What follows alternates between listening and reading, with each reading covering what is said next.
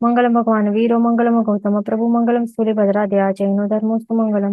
તો આપણે આ શું જોયું કે મહાવિદ્ય ક્ષેત્ર જે છે એમાં વહેતી સીતા સીતા કે સીતોદા, તો એમાં એમના જો નદીનો જે પરિવાર છે સીતા અથવા તો સીતોદા નદીનું પરિવારનું જે કેલ્ક્યુલેશન છે તે આપણે જોયું. એ બંનેમાંથી એકનો આટલો પરિવાર છે, તો બંનેનું આપણે કેવી રીતે શોધશું? મલ્ટીપ્લાય બાય 2 કરશું. તો મલ્ટીપ્લાય કરીને 10,064 સોરી 10,64,000 આવે છે. તો એ ટોટલ શું છે? ટોટલ મહાવિદ્ય ક્ષેત્રમાં વહેતી નદી છે તે, પ્લસ અંતર નદી પણ આવી જશે, 12 અંતર નદી એક્સ્ટ્રા, એ ધ્યાન રાખવાનું.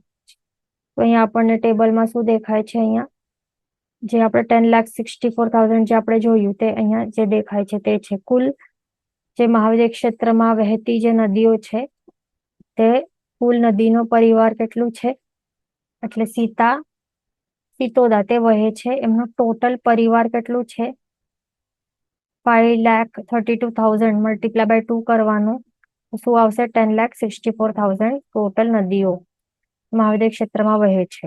એ આપણે ભણ્યું હતું લાસ્ટ ક્લાસમાં, ધ્યાન રાખવાનું. પ્લસ બીજું જે અહીંયા આ તો પહેલા જ આપણે એક ક્લાસ પહેલા જ આપણે જોઈ લીધું હતું કે ટોટલ કુલ નદીઓ કેટલી છે. મહાવિદ્ય ક્ષેત્રના પ્રત્યેક ક્ષેત્રની મહાનદીઓ પ્રત્યેક ક્ષેત્રની 7, અહીંયા આપણે શું કીધું હતું લખવાનું? પ્રત્યેક ક્ષેત્ર એટલે કેટલા ક્ષેત્ર છે? 7 ક્ષેત્ર છે. અહીંયા એ લખી લેવાનું ત્યાં. ઓકે, 7 ક્ષેત્રની પ્રત્યેક ક્ષેત્ર 7 ક્ષેત્રમાં પ્રત્યેકની કેટલી છે? 2 મહાનદી છે, માટે 7 ક્ષેત્રની કેટલી છે? 14 મહાનદી છે. પ્લસ મહાવિદ્યની કેટલી અંતર નદીઓ છે? 12 છે, તથા 32 વિજય હોય છે મહાવિદ્ય ક્ષેત્રના. તો એમાં વહેતી ગંગા સિંધુ નદી, પ્લસ અહીંયા શું કરેક્શન કરવાનું છે? રક્તવદી નદી, એ પણ લખવાનું છે અહીંયા. તો એ ટોટલ કેટલી છે? 64 છે. માત્ર ગંગા સિંધુ કહીએ તો કેટલી થાય? 32 થાય. ગંગા સિંધુ પ્લસ રક્તવતી ટોટલ કરીએ તો આવે 64. તો આવી રીતે આપણે ટોટલ કરીએ તો કુલ કેટલું થાય છે? ટોટલ 90 મહાનદીઓ કહેવાય છે આખા જંબુદ્વીપમાં. એટલે આ આખા જંબુદ્વીપનું છે, આ અહીંયા લખી લેવાનું. તો કે જંબુદ્વીપમાં ટોટલ મહાનદીઓ કેટલી છે? તો તે છે 90. ઓકે, અને આ શું છે? આ માત્ર મહાવિદ્ય ક્ષેત્રમાં વહેતી જે સીતા કે સીતોદાનો આ પરિવાર ટોટલ આ છે. એટલે એ ધ્યાન રાખવાનું છે આપણને. તો હેડિંગ તે લખી લેવાનું ઉપર, તો ખ્યાલ આવે શું છે, કન્ફ્યુઝન નહીં થાય. અહીંયા આપણે બધી નદીઓનો પરિવાર આપણે જોઈ લઈએ. પહેલા ભરત ક્ષેત્ર છે. ભરત ક્ષેત્રમાં ગંગા સિંધુ નદીઓ વહે છે.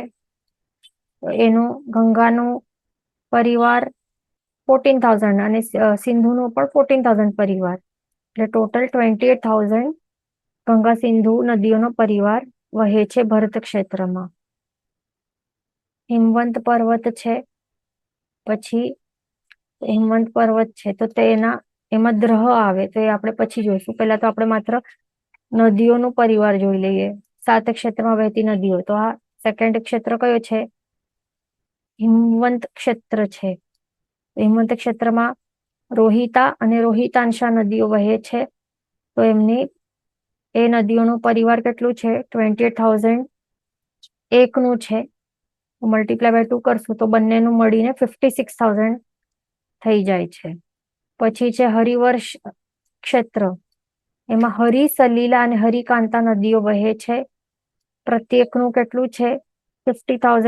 56,000 નદીઓનો પરિવાર છે.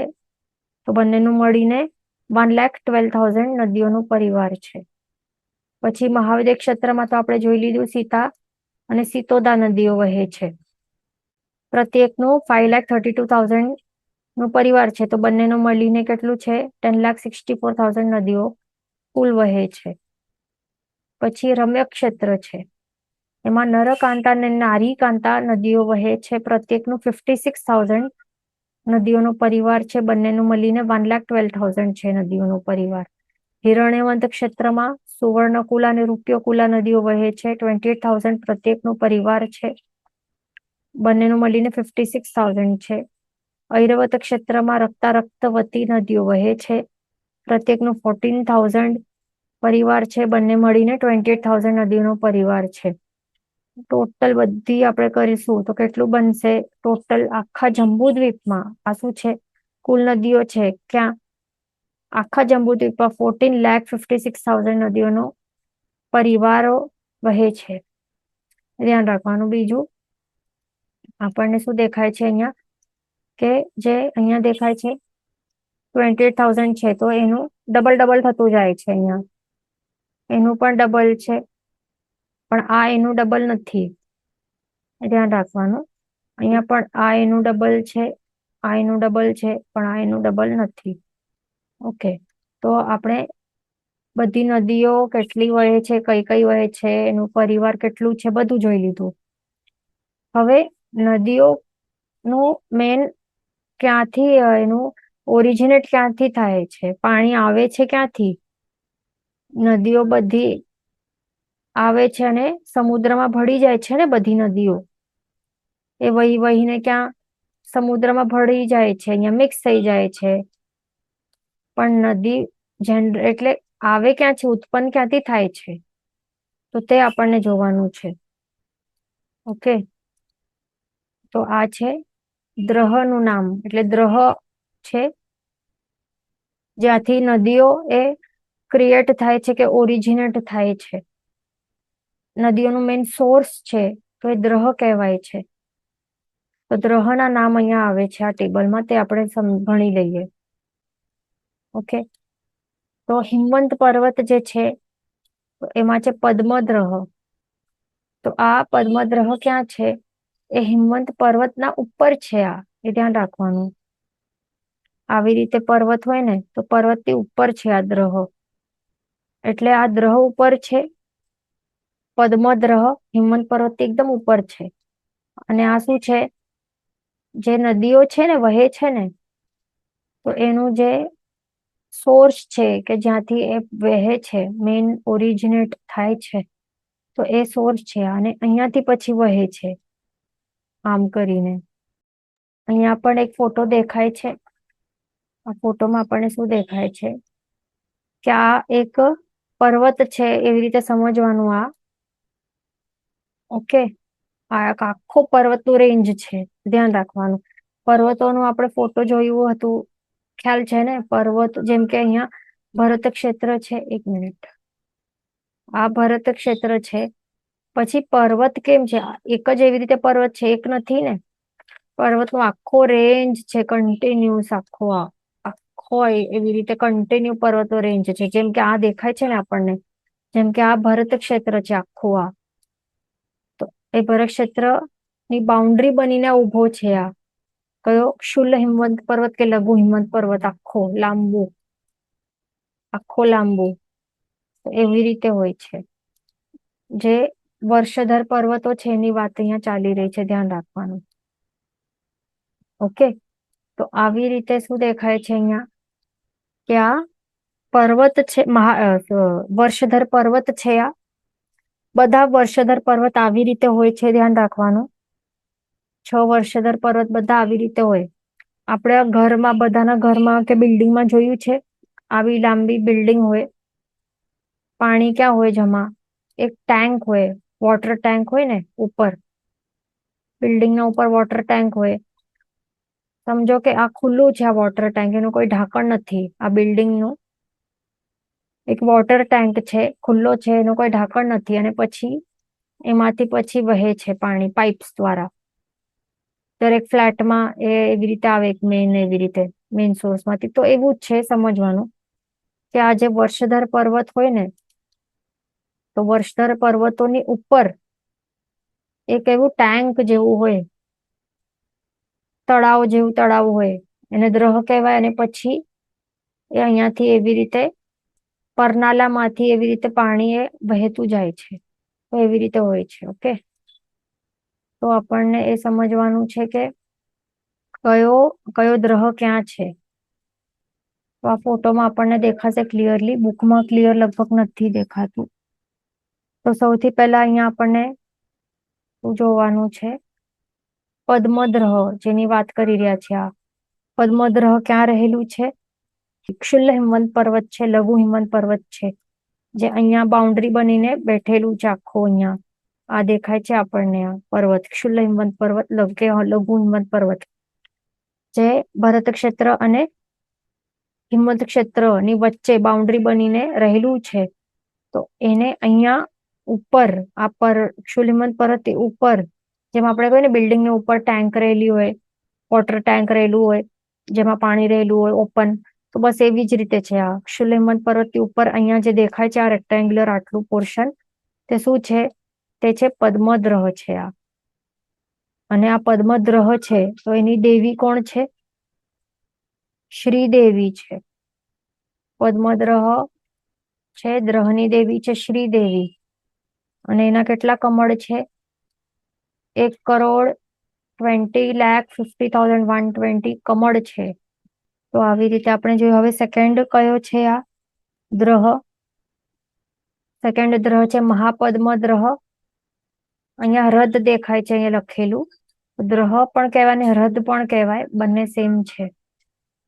ક્યાંક શાસ્ત્રમાં હૃદ લખેલું હશે અને ક્યાંક દ્રહ પણ લખેલું હશે, તો બંને રાઈટ છે, ધ્યાન રાખવાનું. ઓકે, તો મહાપદ્મદ્રહ છે એ બીજો દ્રહ છે. ક્યાં રહેલું છે? જે મહાહિમવંત પર્વત છે, તો એના ઉપર, જેમ અહીંયા આપણને દેખાય છે આ રેક્ટેન્ગ્યુલર, આ તળાવનું તળાવ, ટેન્ક, વોટર ટેન્ક જેવું, તે રહેલું છે આ મહાપદ્મદ્રહ. અને એની દેવી કઈ છે? એની દેવી છે હરિદેવી.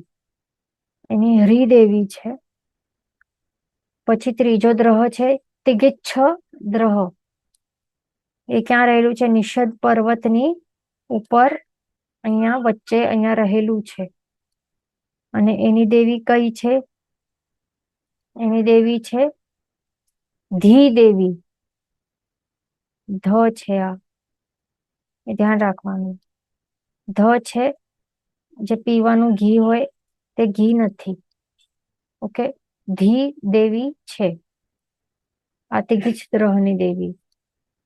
ઓકે, પછી નેક્સ્ટ દ્રહ કયો છે? કેસરી દ્રહ. એની દેવી કઈ છે? એ ક્યાં રહેલું છે? નીલવંત પર્વતની ઉપર રહેલું છે. વચ્ચે આવી રીતે અહીંયા આ કેસરી દ્રહ રહેલું છે. અને આ કેસરી દ્રહની દેવી કોણ છે? કેસરી પણ છે કે કેસરી પણ છે, બંને રાઈટ છે. કીર્તિ દેવી એની દેવી છે, ધ્યાન રાખવાનું.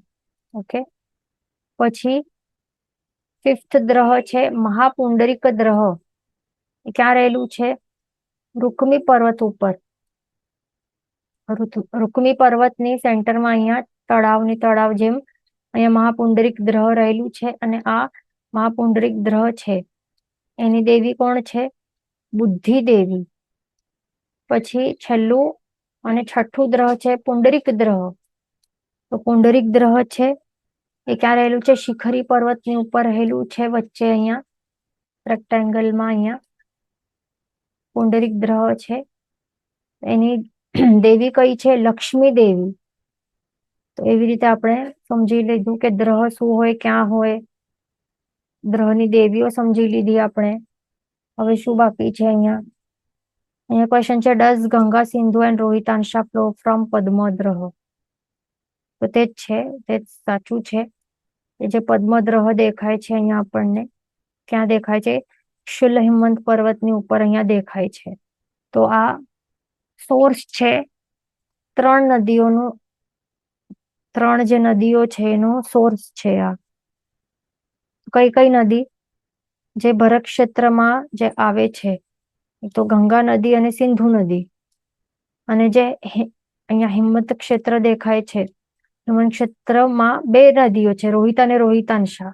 પણ અહીંયા શું દેખાય છે? રોહિતાંશા નદી. એનું સોર્સ બને છે પદ્મદ્રહ. એટલે અહીંયા પદ્મદ્રહ છે. પદ્મદ્રહમાંથી અહીંયા પૂર્વમાંથી જે નીકળે છે એ ગંગા નદી છે. તે ભરત ક્ષેત્રમાં આવી રીતે પહોંચે છે અને લવણ સમુદ્રમાં મિક્સ થઈ જશે. ઓકે, પછી બીજી નદી કઈ નીકળે છે અહીંયાથી પદ્મદ્રહ માંથી? અહીંયા સિંધુ નદી દેખાય છે, જે પશ્ચિમ ભરત ક્ષેત્રમાં આવે છે અને પછી લવણ સમુદ્રમાં મિક્સ થઈ જાય છે. અને ત્રીજું શું છે? રોહિતાંશા નદી. રોહિતાંશા નદી પણ અહીંયાથી નીકળે છે પદ્મદ્રહ માંથી, અને આવી રીતે ફરીને ક્યાં જાય છે? વેસ્ટ ઓફ હિમવંત ક્ષેત્રમાં જઈને લવણ ક્ષેત્રમાં લવણ સમુદ્રમાં મિક્સ થઈ જાય છે. તો એવી રીતે દેખાયું. પછી પદ્મદ્રહ છે, એના માટે શું છે? એ કેટલા નદીઓનું સોર્સ બને છે? 2 નદીઓ માટે.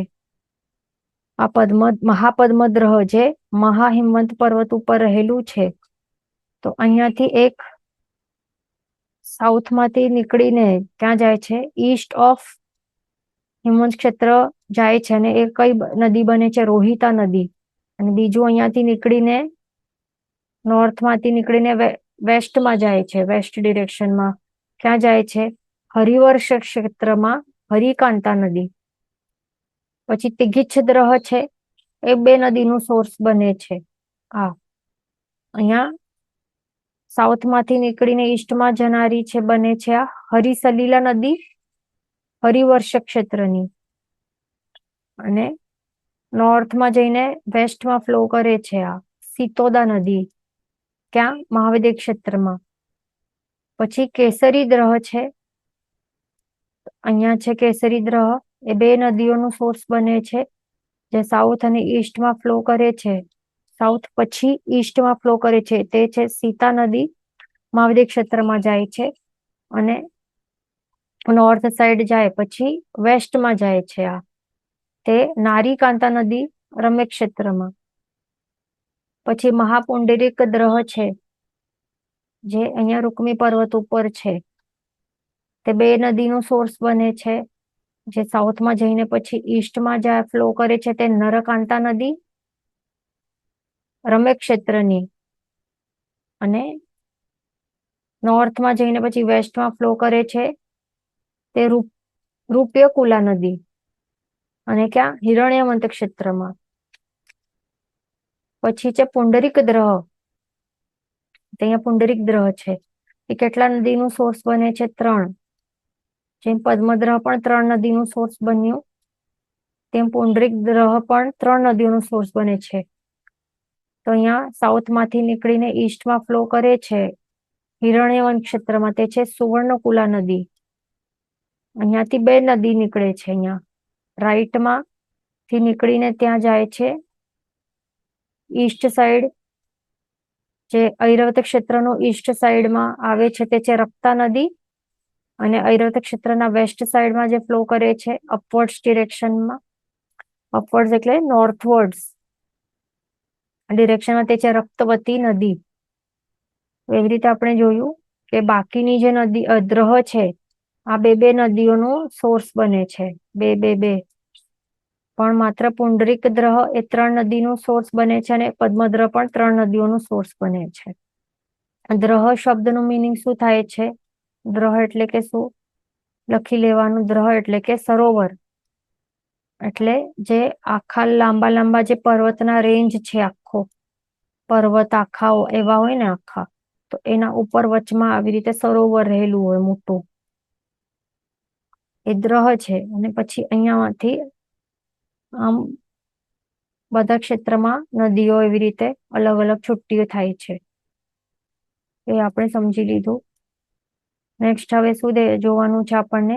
પર્વતનો વર્ણ અને ઊંચાઈ.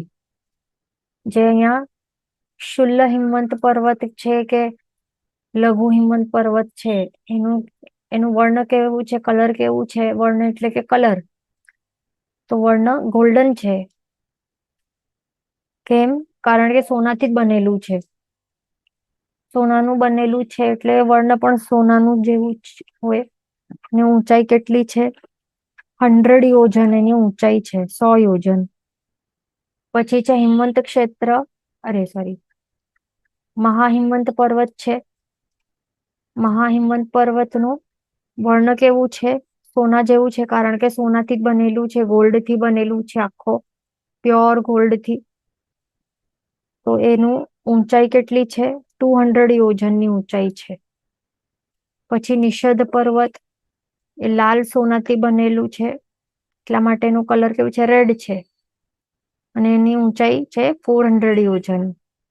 પછી નીલવંત પર્વત, એનું કલર છે વૈડૂર્ય રત્ન થી બનેલું છે, એટલે કલર છે લીલો, કેવું ગ્રીન છે. આ વૈડૂર્ય રત્ન ગ્રીન હોય અને એનું ઊંચાઈ કેટલી છે? 400 યોજન.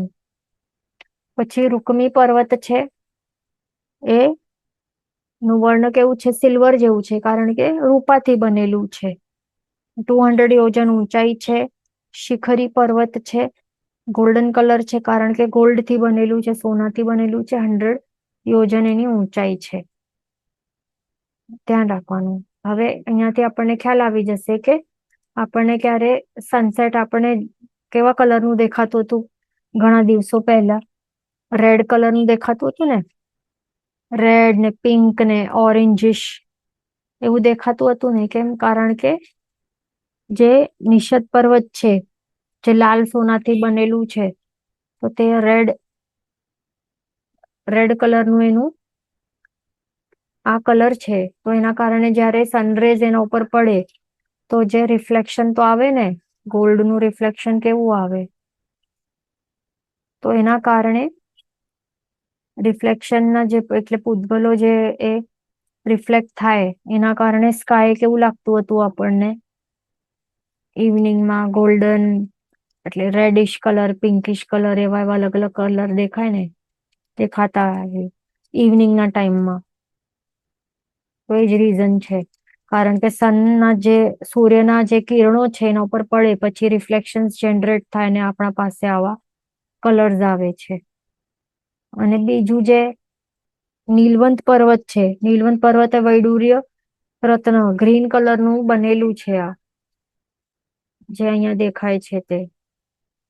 તો એના કારણે જે ઐરાવત ક્ષેત્રમાં રહેનારા જે પબ્લિક હોય એમને શું દેખાય? પછી મનુષ્ય હોય એમને શું દેખાય? સનસેટ સનરાઈઝ સનસેટ એ કેવા કલરના હોય? ગ્રીનિશ કલરના હોય પછી એમના માટે સનરાઈઝ સનસેટ્સ.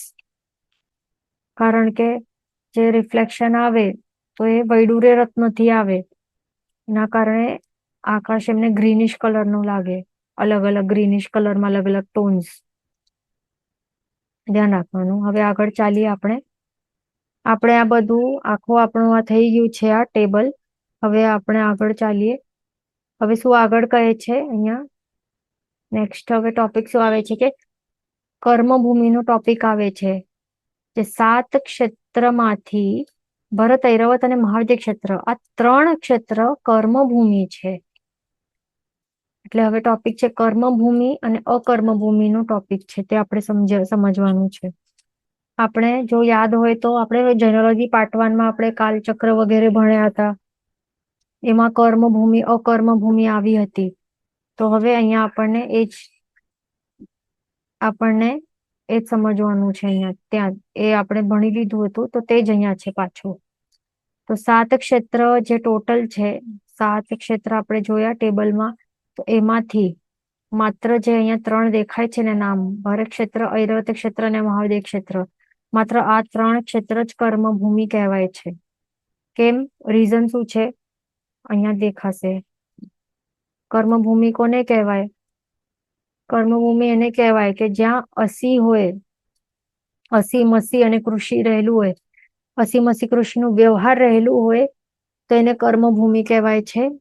એ લાઈફ ટાઈમ માટે આપણને ડેફિનેશન યાદ કરવી પડશે, ધ્યાન રાખવાનું.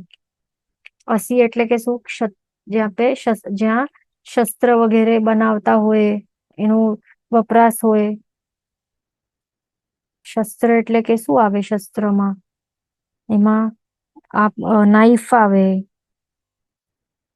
વગેરે, નાઈફ વગેરે જે પણ અલગ અલગ શસ્ત્રો છે જેનાથી ખાવાનું બનાવી શકાય, એ બધા શસ્ત્રો સમજી લેવાના બીજા એક્સેટ્રા. પછી મસી એટલે કે વ્યાપાર, જ્યાં ટ્રેડિંગ થતું હોય, ટ્રેડિંગ નું વ્યવહાર ચાલતું હોય, એવા ટાઈપના ભૂમિને કર્મભૂમિ કહેવાય. જ્યાં કૃષિ ચાલતી, ખેતીવાડી, ફાર્મિંગ કરીને અનાજ ઉગાવતા હોય, વેજીટેબલ્સ, અનાજ વગેરે ખેતીવાડી કરીને ઉગાવતા હોય ફાર્મર્સ, એવા ટાઈપના વ્યવહાર ચાલતા કે શસ્ત્ર વ્યાપાર અને ખેતીવાડી, એટલે અસી મસી કૃષિનો વ્યવહાર જ્યાં ચાલતો હોય એવા એરિયાને શું કહેવાય? કર્મભૂમિ કહેવાય છે. એટલે ભરત ક્ષેત્રમાં આવું ચાલે છે ને, આપણે અહીંયા ચાલે છે એને શસ્ત્ર વગેરે બનાવતા હોય, શસ્ત્રનો વપરાશ કરતા હોય, ટ્રેડિંગ ચાલે છે, ખેતીવાડી પણ ચાલે છે, બધું ચાલે છે ને. ઓટોમેટિકલી ક્યાં કોઈ દેવ આવીને આપણને ખાવાનું રેડીમેડ બનાવીને આપતો નથી. બધું પોતાને મહેનત કરીને ઉગાવવાનું હોય છે, ફાર્મિંગ કરીને પછી ટ્રેડિંગ કરવાનું, શસ્ત્ર બનાવે, બધું એ બધા ટાઈપના વ્યવહાર ચાલતા હોય છે.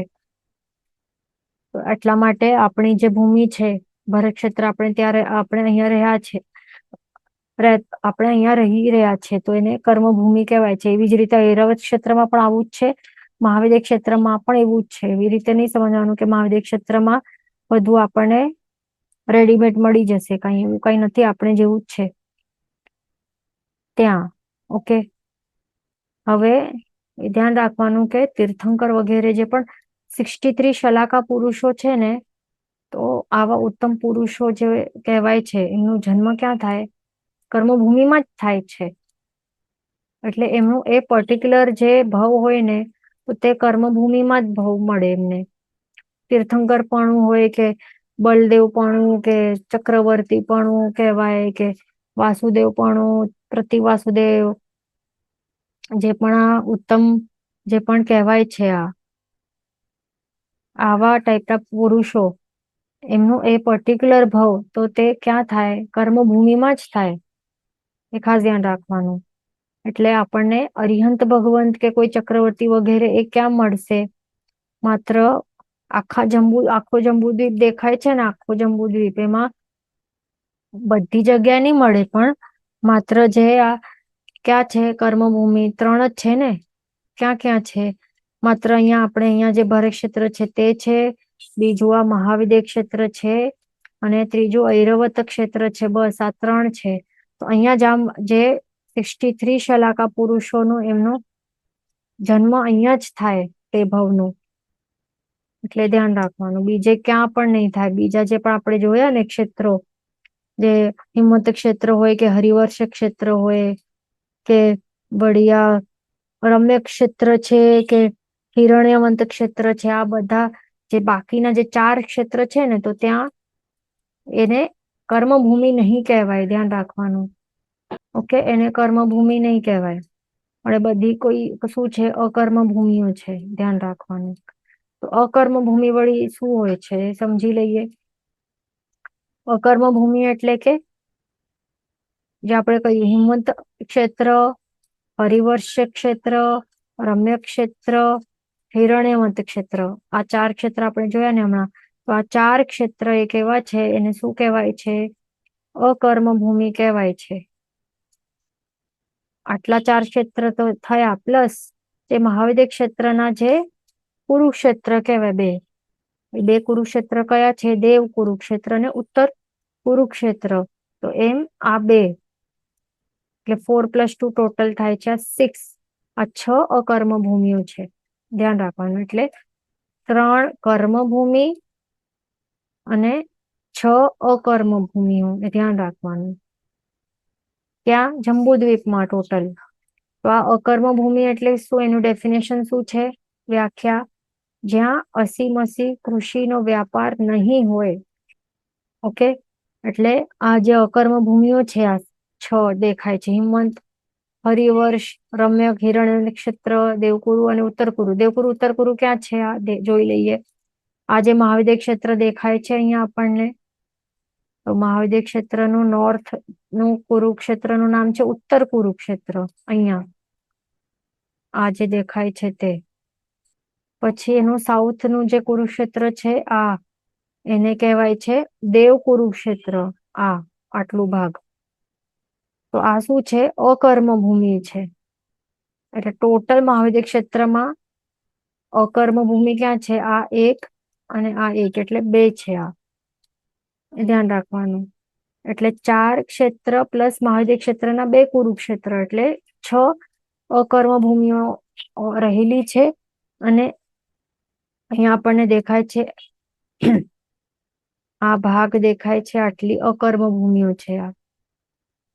આ શું છે? હિમવંત ક્ષેત્ર, હરિવર્ષ ક્ષેત્ર, અહીંયા છે રમ્ય ક્ષેત્ર અને હિરણ્યવંત ક્ષેત્ર. તો આ શું છે? આ 4 ક્ષેત્ર આ અકર્મ ભૂમિઓ છે. પ્લસ આ 2 કુરુક્ષેત્ર, મહાવિદ્યના ઉત્તર કુરુ, દેવકુરુ, આ બંને અકર્મ ભૂમિઓ છે. આ ધ્યાન રાખવાનું.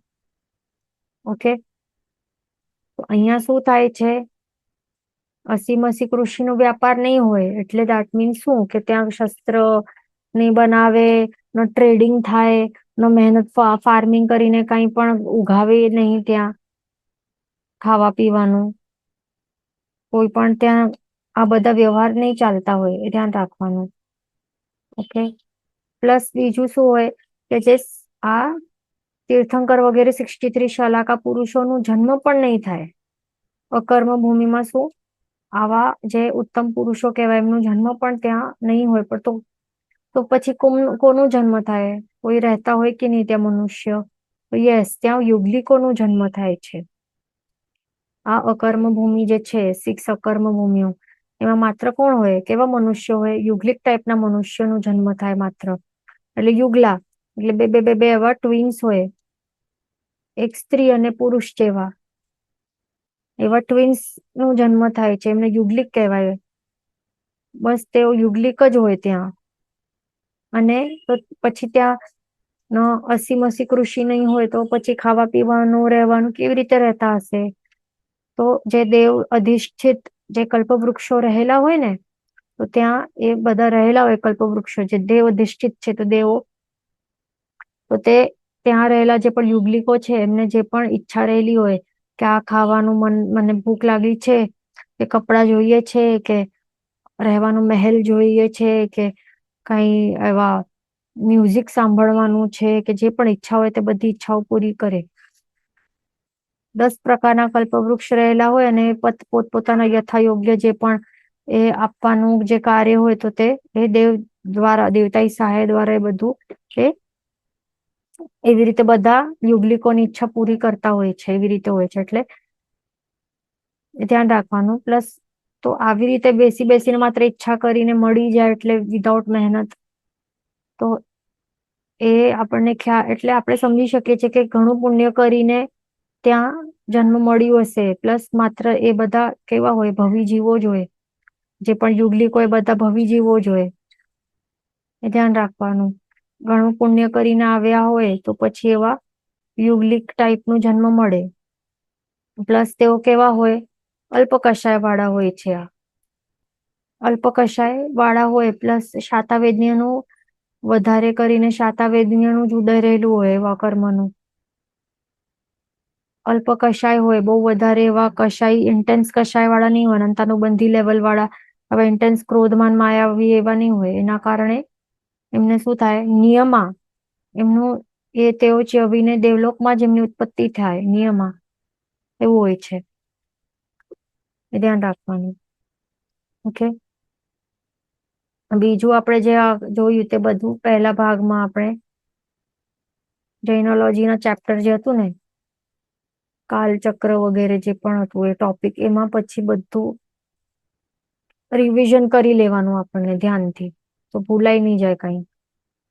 તો આટલું આપણે સમજી લીધું. હવે આગળ ચાલીએ. નદીઓના ઉત્પત્તિ સ્થાન તથા નિપાત કુંડ. અહીંયા ફોટો પણ અહીંયા બતાવેલું છે બુકમાં. તો નદીઓનું ઉત્પત્તિ સ્થાન તથા નિપાત કુંડ. ઉત્પત્તિ એટલે અને નિપાત એટલે શું? નદીઓનું ઉત્પત્તિ સ્થાન એટલે કે જ્યાં એ સોર્સ છે, જ્યાંથી એ જનરેટ થાય છે, ઓરિજિનેટ થાય છે. જે આપણે શું કહ્યું? દ્રહ આપણે પહેલા જોઈ લીધું ને, દ્રહમાંથી બધી નદીઓનું ઉત્પન્ન થાય છે. બધી નદીઓ ત્યાંથી ક્રિએટ થાય છે, કે ઓરિજિનેટ થાય છે. તો એને ઉત્પત્તિ સ્થાન કહેવાય, દ્રહને. અને નિપાત કુંડ એટલે શું? કે જ્યાંથી નિપાત કુંડ એટલે કે ઉપરથી પડીને જ્યાં નીચે પડે ને, તો એ નિપાત કુંડ કહેવાય. નીચેનું નિપાત કુંડ કહેવાય છે. અથવા તો નીચે જે કુંડમાંથી પછી વહેવાનું સ્ટાર્ટ કરે, એટલે જમીન ઉપર જે ક્ષેત્રો છે તો ક્ષેત્રમાં જ્યાંથી એ કુંડમાંથી જ્યાંથી ફ્લો કરવાનું શરૂ થાય તો નિપાત કુંડ કહેવાય. એ ધ્યાન રાખવાનું. તો હવે અહીંયા શું કહે છે કે 6 કુલધર પર્વત. આપણે વર્ષધર પર્વત પણ આપણે જોયું ને, તો વર્ષધર હોય કે કુલધર હોય એક જ વસ્તુ છે, ધ્યાન રાખવાનું.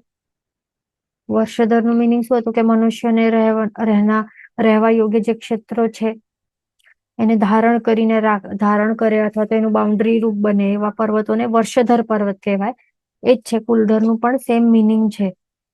તો આ 6 કુલધર પર્વતો છે એના મધ્ય ભાગમાં આપણે શું જોયું, સેન્ટર ભાગમાં તો દરેકમાં એક ગ્રહ કરીને ટોટલ 6 ગ્રહ રહેલા છે તે આપણે જોયું ને ફોટોમાં.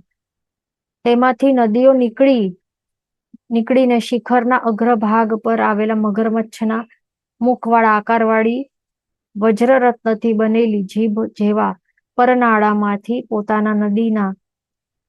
પોતાના નામવાળા વજ્રરત્નમય કુંડમાં પડે છે.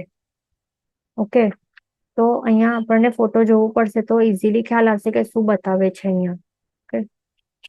ઓકે, તો અહીંયા આપણને જે ફોટો દેખાય છે તે સમજવાનું છે. તો અહીંયા આપણે શું જોયું હતું કે જે આ કુલધર પર્વત કહેવાય કે વર્ષધર પર્વત આખા લાંબા લાંબા હોય એવા જે બાઉન્ડ્રી બનીને રહેલા હોય આખા આવી રીતે લાંબા લાંબા. ઓકે, તો આવા આખા પર્વતનું રેન્જ છે તે દેખાય છે.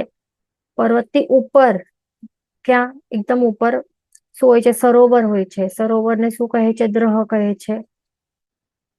દ્રહ કહેવાય કે હ્રદ પણ કહેવાય છે ક્યાંક ક્યાંક, બંને શબ્દો આવેલા હશે. દ્રહને સરોવર કહેવાય. સરોવર એટલે કે સેન્ટરમાં જે આપણે જોયું ફોટોમાં આપણે જોયું હતું ને એકદમ સેન્ટરમાં હોય છે, શિખરના અગ્રભાગ એટલે એકદમ ઉપર અને સેન્ટરમાં તે રહેલા છે આ દ્રહ. અને ત્યાંથી પછી શું થાય છે, એ નીકળે છે મગરમચ્છના મુખના આકારવાળું જે વજ્રરત્નથી બનેલી જીભ જેવા પરનાળામાંથી આ નદીઓ નીકળે છે. તો મગરમચ્છ આ દેખાય છે આપણને, આ મગરમચ્છ નું મુખ દેખાય છે. તો મુખનું આકાર જે છે એનું ઉપરનું નહીં લેવાનું, આ પણ જે આટલું ભાગ છે નીચેનું, આટલું જે નીચેનો અડધો ભાગ દેખાય છે ને આ, તો બસ આવા ટાઈપનું એનું શેપ હોય છે, આકાર હોય છે આવું. મગરમચ્છના મુખનું આકાર વાળું છે આ. અને કયા મટીરિયલ થી બનેલું છે આ? એ મટીરિયલ છે વજ્રરત્ન. કેવા ટાઈપનું રત્ન છે આ? વજ્ર રત્ન ટાઈપ છે આ રત્નનું. એટલે આ કેવું રત્ન છે કે કેટલું પણ એટલે સ્ટ્રોંગેસ્ટ કહેવાય. આખા 14 રાજલોકમાં જો સૌથી સ્ટ્રોંગમાં સ્ટ્રોંગ એવું હોય ને કે જે કોઈ પણ વસ્તુથી તૂટી નહીં શકે, તો એ એવા ટાઈપના મટીરિયલનું છે આ વજ્રરત્ન. સ્ટ્રોંગેસ્ટ એન્ડ અનબ્રેકેબલ કહેવાય. તો એવા મટીરિયલથી બનેલું છે. નહીં તો ખ્યાલ છે ને પાણી કેવું હોય, પથ્થરને પણ ઘસી નાખે ને, ધીરે ધીરે ધીરે કરીને પથ્થરને પણ ઘસી નાખે. આખું પાણીનું એવું જોર, એવું ફોર્સ હોય, એવું પાવર હોય ને પાણીમાં, પાણીના કઈના જીવોમાં એવું જોર હોય. એટલા માટે આ કેવું છે, આ શાશ્વતી વસ્તુઓ છે આ વજ્રરત્ન. તે આ બધું શાશ્વતા છે. આ પર્વતો શાશ્વતા છે, ક્ષેત્ર શાશ્વતા છે. ઓકે, અને દ્રહ શાશ્વતું છે. અને જે આ મગરમચ્છનું જે મુખના આકાર વાળું જે છે એને શું કહેવાય છે, જ્યાં ત્યાં નદી નીકળે છે એને પરનાલા કહેવાય છે. આ શું છે શબ્દનું? પરનાળા. તો આ પરનાળો જે છે એ વજ્ર રત્નથી બનેલું છે, અત્યંત સ્ટ્રોંગેસ્ટ એન્ડ અનબ્રેકેબલ એવું પૃથ્વીકાયના જીવોથી બનેલું છે. શાશ્વતું છે, બિલકુલ પણ ઘસાઈ નહીં જાય. કેટલું સ્ટ્રોંગ ફોર્સ માંથી અહીંયાથી પડતું હશે પાણી, વિચારવા જેવું છે. જે આપણને વોટરફોલ દેખાય છે અહીંયા, આપણને ફોટોમાં જોઈને લાગે છે અરે તો વોટરફોલ જેવું છે. તો આપણે સૌથી મોટામાં મોટું જે અહીંયા દેખાય છે એ કયા નાયગ્રા ફોલ્સ છે ને, એ તો કઈ નથી. એનાથી પણ જોરદાર આવું ભીષણ એકદમ ડેન્જરસ અને એકદમ જોરદાર. અને હાઈટ કેટલી હશે આપણે શું જોઈએ, હાઈટ કેટલી હશે અહીંયા? જો આપણે એને લઘુ હિમવંત પર્વત આપણે વિચારીએ કે આ છે, તો એનું કેટલું છે સોનાનું આ હિમવંત પર્વત, એનું 100 યોજન હાઈટ છે. પણ મોટા લાંબામાં લાંબુ હાઈટ વાળું કયો છે આ? એ મહાવિદ્ય ક્ષેત્રની ત્યાં નિષદ્ધ પર્વત રહેલું છે એક સાઈડ, અને બીજે સાઈડ આ છે નીલવંત પર્વત. આ બંનેનું હાઈટ કેટલી છે? આ ઊંચાઈ 400 યોજનની છે.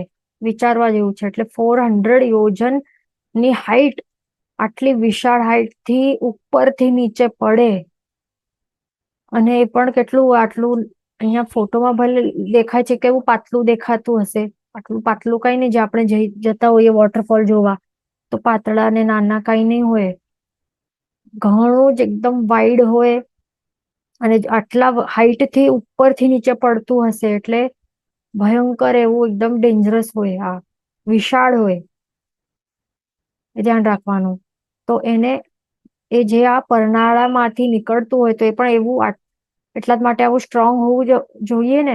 તો પછી એને ત્યાંથી, એટલે એ ટકી શકે નહીં તો કેવી રીતે ટકી શકે? એટલે એ પણ આવું વજ્રરત્નથી બનેલું છે આ પરનાળું, એ ધ્યાન રાખવાનું. તો આ પરનાળામાંથી એવી રીતે પાણી, આ નદી એ નીકળે છે. અને ક્યાં નીકળે છે? આમ નીકળે છે, અને ક્યાં પડે છે આ પાણી? આ નદી ક્યાં પડે છે? વજ્ર રત્નમય કુંડમાં પડે છે. એટલે આ કુંડ જે છે, હવે આપણે હમણાં જ જોયું કે કેટલા હાઈટ થી પડે છે. 100, એક તો બે પર્વતોની હાઈટ 100 યોજન છે, બીજા બે પર્વતોની હાઈટ 200 યોજન હાઈટ છે, અને બીજા બે પર્વતોની હાઈટ 400 યોજન છે. એટલે આટલા એટલા મોટા મોટા વિશાળ હાઈટ થી એ પાણી પડે, આખી મોટી મોટી નદીઓના પાણી, મહાનદીઓ વગેરેના પાણી પડે, અરે મેન મુખ્ય નદીઓના પાણી અહીંયાથી નીચે પડે, તો પછી શું થાય છે? ખાડું થઈ જાય. અહીંયા જો નોર્મલ જમીન હોય, માટી હોય તો શું થાય? ખાડો થઈ જાય ને. શું થાય? કેટલું ડીપ થઈ જાય. એટલા માટે શું થાય હોય છે, જે આ કુંડ છે ને, એ કુંડ પણ વજ્રરત્નમય હોય છે. એટલે આ કુંડ જે બનેલું છે ને, એ વજ્રરત્નથી બનેલું છે આ. એટલે આ પણ અનબ્રેકેબલ એન્ડ અત્યંત strongest material in the whole ચૌદરાજ લોક. આખા ચૌદરાજ લોકમાંથી સૌથી સ્ટ્રોંગેસ્ટ અને અનબ્રેકેબલ જે મટીરિયલ જે કહેવાય છે, પથ્થર કે પૃથ્વીકાયના જીવોથી બનેલું એવું જે રત્ન કહેવાય, એ કહેવાય છે વજ્રરત્ન. એને કોઈ વસ્તુથી આપણે એને તોડી જ નહીં શકીએ એવું, અનબ્રેકેબલ એવું, અત્યંત સ્ટ્રોંગ. તો અહીંયા આટલા ફોર્સથી, આટલા ઊંચા હાઈટથી અહીંયા જોરદાર એવા ફોર્સથી પડે પાણી, તો પણ એ પથ્થર ન ઘસાય, ન તૂટે, ન ક્રેક થાય, ન ઊંડો થાય, ન ડીપ થાય, કઈ નહીં થાય.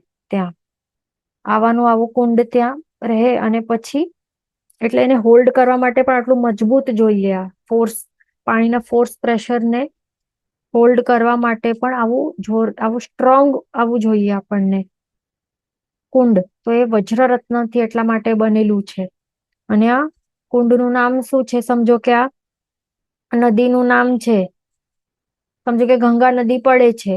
ઓકે, આ ગંગા નદી પડી રહી છે, તો કુંડનું નામ પણ ગંગા કુંડ હોય, એવી રીતે સમજવાનું. એટલે જે નદી જે પરનાળામાંથી, દ્રહમાંથી નીકળીને પરનાળા દ્વારા પડતી હોય ને કુંડમાં, નિપાત કુંડ કહેવાય.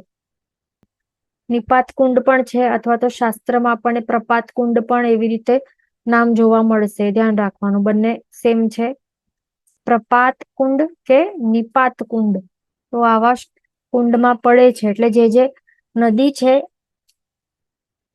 નદીનું જે નામ છે, એ નદી જે કુંડમાં પડે તો એ કુંડનું પણ સેમ નામ સમજવાનું. ગંગા નદી છે તો એ કુંડનું નામ શું?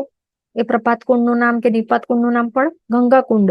સિંધુ નદી પડે તો સિંધુ કુંડ, સીતા નદી પડે તો સીતા કુંડ. એવી રીતે સમજી લેવાનું આપણને. ઓકે, તો આવી રીતે પાણીનો પ્રવાહ જે છે, તો અહીંયા ક્યાંથી પડે છે? આ તો અહીંયા આપણને ફોટોમાં તો અહીંયા બ્રાઉન પથ્થરનું દેખાય છે. આવું અગલી નહીં હોય, પણ કેવું હોય, બધા સોનાથી બનેલા છે ને. આ વર્ષધર કુલધર પર્વતો શેનાથી બનેલા છે? કોઈ કોઈક ગોલ્ડ થી બનેલું છે, કોઈક રેડ ગોલ્ડ થી, કોઈ વૈડૂર્ય રત્ન થી, કોઈક સિલ્વર થી, એવા અલગ અલગ આવા ઉત્તમ એવા રત્નોથી બનેલા છે ને આ માઉન્ટેન્સ, આ વર્ષદર પર્વતો. તો એના કારણે શું થાય છે, સનરેઝ વગેરે પડે તો એના કારણે પછી જે પાણી પડે છે, સનરેઝ હોય પ્લસ આવું રિફ્લેક્શન એવું હોય આ ગોલ્ડનું, રેડ ગોલ્ડ હોય કે વૈડૂર્ય રત્નનું ગ્રીન કલર હોય કે જે પણ કે ગોલ્ડન કલર હોય, તો એનાથી મિશ્રિત થવાના કારણે શું થાય છે, મોતીના હાર જે ખૂબ રમણીય લાગે છે, એકદમ બ્યુટીફુલ લાગે ત્યાં એકદમ જોવા માટે, જોઈએ તો જોતા જ રહી જઈએ, આટલું બ્યુટીફુલ. એમ નોર્મલ આપણે વોટરફોલ જોવા જઈએ તો એ કેવું લાગે, બ્યુટીફુલ લાગે ને જોવા માટે, તો આ તો કેવું હશે, એ નોર્મલ વોટરફોલ પર બ્યુટીફુલ લાગે તો આ તો એનું દ્રશ્ય કેટલું કેટલું રમણીય હશે. તો તે આપણે ઇમેજિન કરી શકીએ, ઇમેજિન પણ હમણાં નહીં કરી શકીએ એવું છે આ, એ ધ્યાન રાખવાનું. તો આવી રીતે જે નદીઓ છે પોતપોતાના કુંડમાં પડે છે અને પછી પોતપોતાના ક્ષેત્રમાં વહે છે, અને વહીને પછી ક્યાં જાય, વહીને પછી ક્યાં ચાલી જાય, લવણ સમુદ્ર છે એમાં મિક્સ થઈ જાય, પછી ભળી જાય બધી નદીઓ, એ ધ્યાન રાખવાનું. કે જીન વચન વિરુદ્ધ બોલાય તો મિચ્છામિ સર્વમંગલ માંગલ્યમ સર્વ કલ્યાણ કારણમ પ્રધાનમ સર્વ ધર્માણમ જનમ શાસનમ પ્રણામ.